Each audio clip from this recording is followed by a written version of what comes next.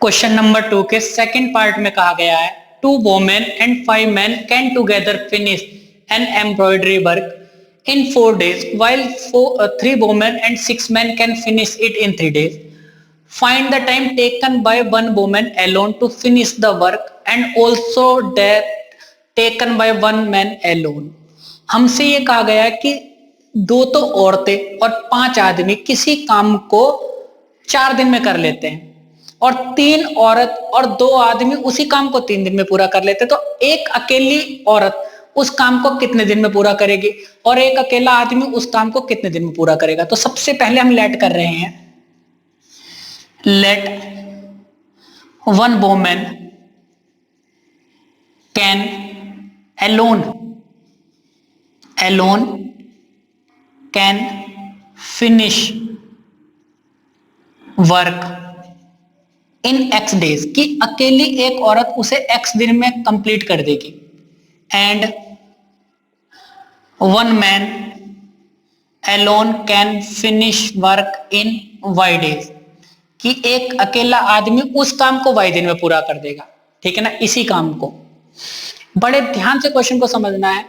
देखिए, अगर आप किसी भी मजदूर से कोई काम करवाते हैं और वो उस काम को 10 दिन में पूरा करता है, कोई मजदूर है और वो किसी काम को 10 दिन में पूरा करता है, तो इस बात का मतलब ये निकलता है कि वो एक दिन में उस काम का 1/10 पार्ट कर रहा है।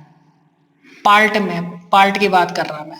अगर कोई मजदूर किसी काम को 10 दिन में कर रहा है तो वो एक दिन में उस काम का 1/10 पार्ट पूरा कर लेता है, तभी तो वो 1/10 प्लस 1/10 10 बार ऐड करोगे तो पूरा काम हो जाएगा।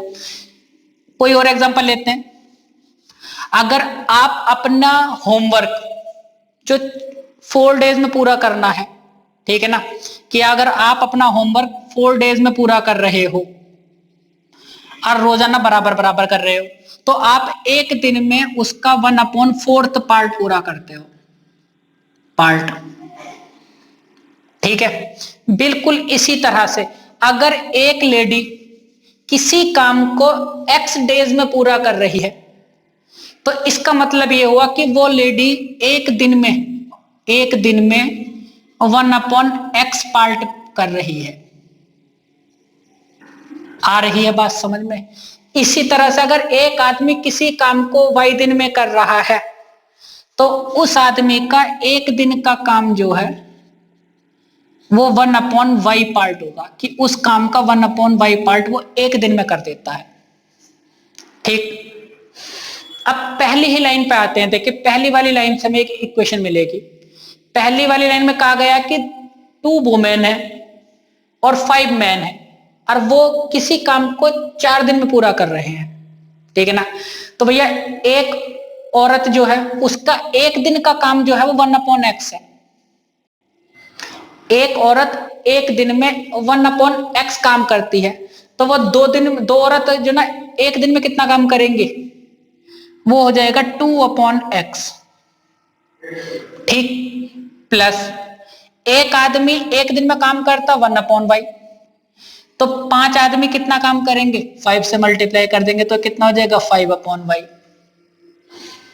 अब इक्वल टू में देखिए, ये वाला जो काम है ना, ये तो एक दिन का काम है कि 2 वुमेन और 5 आदमी किसी काम को 4 दिन में कर रहे हैं, तो ये वाला काम तो सिर्फ एक दिन का हुआ। ठीक है ना, और कोई अगर व्यक्ति 4 दिन में कर रहा है तो उसका मतलब यह है कि उसका एक दिन का काम 1/4 हो जाएगा। तो यहां पर हम लिखेंगे 1/4 और ये हो जाएगी हमारी इक्वेशन नंबर 1। दोबारा से समझते हैं इस वाले पार्ट को। देखिए, अगर कोई भी व्यक्ति किसी काम को 10 दिन में करता है, ठीक है ना, कोई भी आदमी है 10 दिन में कर रहा है, तो इसका मतलब ये हुआ कि 1/10 पार्ट करता है वो एक दिन में। वो वाले डेज को अपॉन में रख दीजिए, उतना पार्ट वो एक दिन में कर रहा है। तो आप देख लिए कि एक औरत जो है किसी काम को x डेज में कर रही है, तो उसका एक दिन का काम 1/x पार्ट हो जाएगा। ठीक है ना, इसी तरह से एक आदमी किसी काम को y डेज में कर रहा है, तो उस आदमी का एक दिन का काम 1/y हो जाएगा। ठीक, अब देखिए उसी काम को पहली वाली लाइन से देखे ना, तो दो औरतें हैं, एक औरत तो काम करती 1/x, तो दो औरत कितना काम करेंगे 2/x, 2 से मल्टीप्लाई कर दी 1/x की, प्लस और 5 मैन थे तो एक आदमी करता 1/y, 5 आदमी कितना काम करेंगे 5/y, ठीक है ना। इतने मिलके ये सब जो आदमी थे ना 4 दिन में कर रहे थे उस काम को, तो इसका मतलब है उसका एक दिन का काम जो हो जाएगा ना वो 1/4 हो जाएगा। इन सब का एक दिन का काम ये हो जाएगा 1/4। ये भी एक दिन का काम है, ये भी एक दिन का काम होगा, ठीक। इसी तरह से 3 वोमेन एंड 6 मैन, तो देखिए एक औरत कितना काम करती है 1/x, तो 3 औरतें कितना काम करेंगे 3/x, प्लस 6 आदमी कितना काम करते हैं 6/y, ठीक है ना। और ये सब आदमी मिलकर कितने दिन में काम पूरा कर लेते हैं, ये कर लेते हैं 3 डेज में। तो इन सब का एक दिन का काम कितना हुआ 1/3। भाई ये जो काम है ना ये एक दिन का काम है, एक दिन का काम 1/x था एक आदमी का, तो 3 आदमी का एक दिन का काम 3/x हो गया, 6 आदमी का एक दिन का काम 6/y हो गया, टोटल मिला दिया एक दिन का काम हो गया, और वो 3 दिन में हो रहा है काम, तो एक दिन का काम 1/3 हुआ।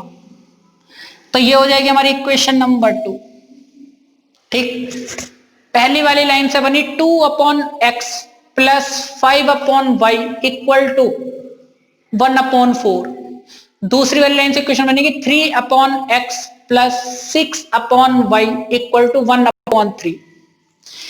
इन इक्वेशन को मैं सॉल्व करना है और हमारी आंसर आ जाएगी। यहां पर आप देखिए ये जो हमारे वेरिएबल है ना ये अपॉन की फॉर्म में लिखे हुए हैं, मतलब डिनोमिनेटर में लिखे हुए हैं, ठीक।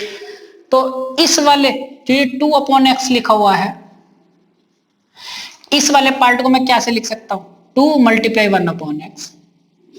इसी तरह से 5/y है तो मैं इसे लिखूंगा 5 × 1/y, इस तरह से। तो मैंने ये 2 बाहर लिख दिया, जरा 1/x रहने दिया, या फिर चलिए इसे हम अगली लाइन में कर देते हैं, ठीक। पहली वाली इक्वेशन को इस वाली इक्वेशन को मैं ऐसे लिख दूंगा 2 × 1/x प्लस 5 × 1/y और इक्वल टू हो जाएगा 1/4, ठीक।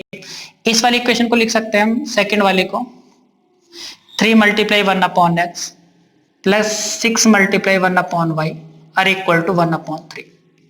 अब देखिए 1/x 1/x 1/y 1/y इसमें डिनोमिनेटर में हमारे वेरिएबल, तो मैं इसे लेट कर रहा हूं, लेट 1/x जो है तो p है और 1/y जो है वो q के इक्वल है, ठीक। तो ये हो जाएगा हमारा 2p, देखिए 1/x ये कितना रखेंगे p, तो 2p plus 5q equal to ये हो जाएगा 1/4, ये हो जाएगा 3p plus 6q equal to 1/3, ये हो जाएगा हमारी। तो ये इक्वेशन मैंने मान ली 3 और ये वाली इक्वेशन हो गई 4। अब देखिए हम इसे एलिमिनेशन मेथड से कर रहे हैं तो किसी एक वेरिएबल के कोफिशिएंट हम एक जैसे बना लेते हैं। तो इस वाले 2 को मैं 3 से मल्टीप्लाई कर रहा हूं और इस वाले 3 को मैं 2 से मल्टीप्लाई कर रहा हूं, तो दोनों के कोफिशिएंट कितने हो जाएंगे 6 हो जाएंगे। तो लिख रहे हैं मल्टीप्लाई इक्वेशन 3/3 एंड इक्वेशन 2/2, ठीक।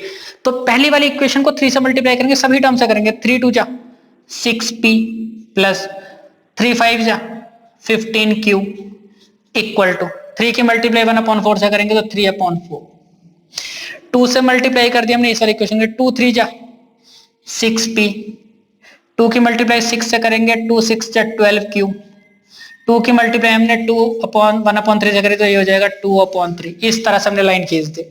देखिए अब इन दोनों के p का जो कोफिशिएंट है ना वो दोनों के सेम हो गए, लेकिन अभी साइन इनके अलग अलग नहीं है, ये भी प्लस है ये भी प्लस है, तो यहां मैं लिखूंगा सब्ट्रैक्ट। और जब सब्ट्रैक्ट लिखते हैं ना तो नीचे वाली साइन, नीचे वाली इक्वेशन के सभी साइन बदल जाते हैं। तो ये प्लस था माइनस हो गया, ये प्लस था माइनस हो गया, ये भी प्लस था माइनस हो गया, ठीक है। 6p से 6p हमारा कैंसिल हो जाएगा, ठीक। इस वाली इक्वेशन को मैं आगे की तरफ लिख रहा हूं यहां, तो देखिए 15q माइनस 12q तो कितना हो जाएगा हमारा 3q हो जाएगा, इक्वल टू, यहाँ 3/4 में से 2/3 माइनस कर रहे हैं,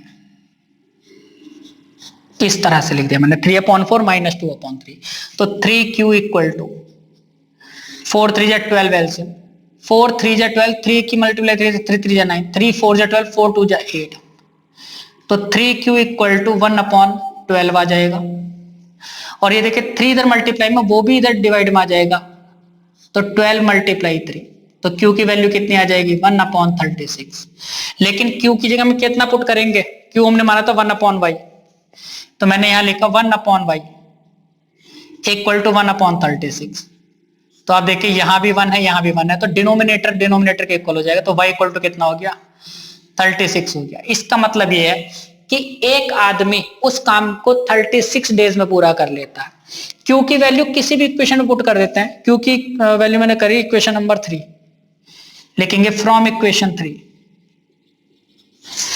तो 2p ऐसी रहा हमारा प्लस 5q, तो q की जगह हम कितना पुट करेंगे 1/36, तो लिख दिया मैंने 5 multiply 1/36 equal to 1/4। 2p equal to ये हो जाएगा 5/36, वो राइट में जाके किस में हो जाएगा माइनस में हो जाएगा 1/4 माइनस 5/36, इस तरह से। तो लिखेंगे 2p इक्वल टू, यहाँ पे एलसीएम कितना आ जाएगा 36, 4 9 जा 36, 9 की मल्टीप्लाई 1 से 9 1 जा 9 माइनस ये हो जाएगा 5, तो कितना हो जाएगा 2p इक्वल टू ये हो जाएगा 4/36, 4 1 जा 4, 4 9 जा 36, तो 2p equal to 1/9, p equal to ये 2 मल्टीप्लाई में था, इधर आके डिवाइड में हो जाएगा, तो 9 मल्टीप्लाई 2, p इक्वल टू कितना हो जाएगा 1/9 2 जा 18। ठीक, तो p की जगह मैं कितना पुट कर दूंगा यहाँ पे 1/x, तो मैंने यहाँ लिखा 1/x इक्वल टू 1/18। तो इससे पता चला कि भैया x की वैल्यू जो है वो 18 है। ठीक ना, तो भैया एक जो औरत है उस काम को 18 डेज में पूरा कर रही है, x का मतलब ये हुआ। तो यहाँ पे लिख देंगे, लास्ट में ये लिखना है सो वोमेन कैन, वोमेन जो कर रही है, आप लैंग्वेज बना के लिख सकते हैं, तो वोमेन कर रही है उसे 18 डेज में, ठीक है ना, और मैन कर रहा है एक आदमी, 1 वोमेन और 1 मैन, तो वो कितने दिन में कर रहा है उसे 36 डेज में। लैंग्वेज में लिखना है कि one woman alone can finish work in 18 days and 1 man can finish work in 36 days।